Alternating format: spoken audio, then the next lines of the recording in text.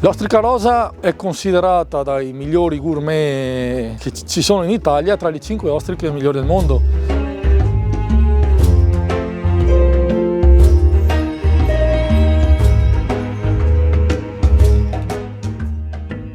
Le ostriche rose arrivano in Italia dalla Francia, da schiuditoi francesi, perché in Italia non ci sono schiuditoi, quindi le acquistiamo direttamente da là, di dimensioni di pochi millimetri, si parla di 4-5 millimetri. Facciamo una prima fase chiamata preingrasso all'interno di reti multipiano, da lì devono arrivare almeno di una dimensione di circa 2 cm, 2 cm e mezzo. Raggiunte queste dimensioni qua, vengono raccolte e portate all'interno del capanno, dove andremo ad incollarle. Quindi l'incollaggio viene fatto tutto manualmente su tavole con parte concava, quindi si posizionano tutte coppie di ostriche sulle parti concave, si passa una cima da un polo all'altro, si fa un cemento speciale marino tossico, con la sac à poche, come fanno i pasticceri, andiamo a fare un bignè praticamente sopra le coppie di ostriche per andare ad incollare una terza ostrica o altre due, in modo da avere un trittico di ostriche dove all'interno ci passa la corda. Questo sì, per creare artificialmente uno scoglio. Quindi le ostriche sono praticamente aggrappate a uno scoglio che andiamo a creare noi, che possiamo vedere qua sulle corde, vedi? La corda praticamente passa in mezzo, abbiamo il cemento con le ostriche appese. Qui fanno tutta la fase di crescita fino a quando raggiungono dimensioni di circa 100-120 grammi, vengono portate di nuovo all'interno del capanno, staccate dalla corda e pulite tutte una a una, come abbiamo appena visto, e vanno poi riposizionate in laguna all'interno di ceste divise per calibro, chiamate paniere australiani, per l'ultima fase, che è l'affinamento, che consiste nell'avere non più le ostriche in verticale ma in orizzontale, non più attaccate l'una con l'altra ma libere, in modo che con i movimenti naturali del mare le ostriche tra di loro, essendo libere, si sfregano in continuazione, quindi andiamo praticamente a pulire tutti gli spigoli che si sono formati durante la fase di crescita. Vengono allevate con una tecnica innovativa, unica in Italia,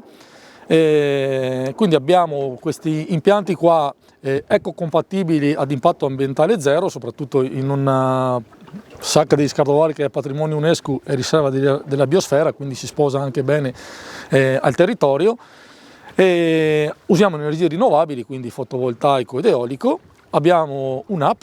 comandata a distanza, quindi da remoto, da qualsiasi posto dove ci troviamo, e azioniamo appunto questi motori sempre a circuito chiuso, dove hanno un argano che a sua volta ruota, e di conseguenza abbiamo tutte le nostre corde appese, e azionando questi motori simuliamo una marea artificiale dove non c'è escursione, come avviene naturalmente sugli oceani, quindi non è il mare che sale e che scende, ma nel nostro caso sono le ostriche che salgono e che scendono in acqua. È un prodotto di alta qualità, sia ovviamente per il sistema che adoperiamo, sposato al metodo di lavorazione, quindi manuale, che abbiamo. Di conseguenza, se noi notiamo, l'ostrica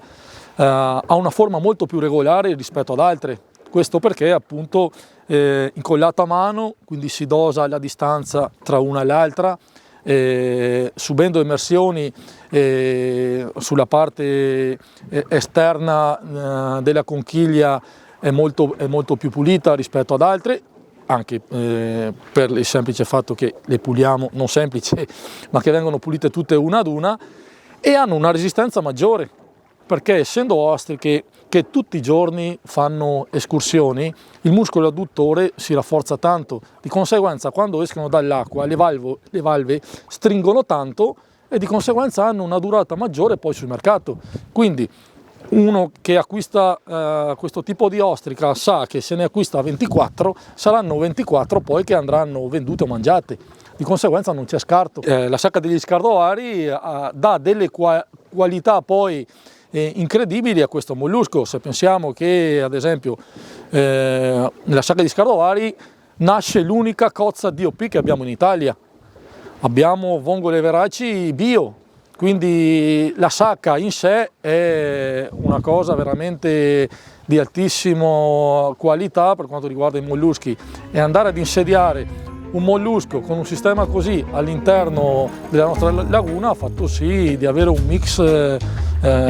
incredibile.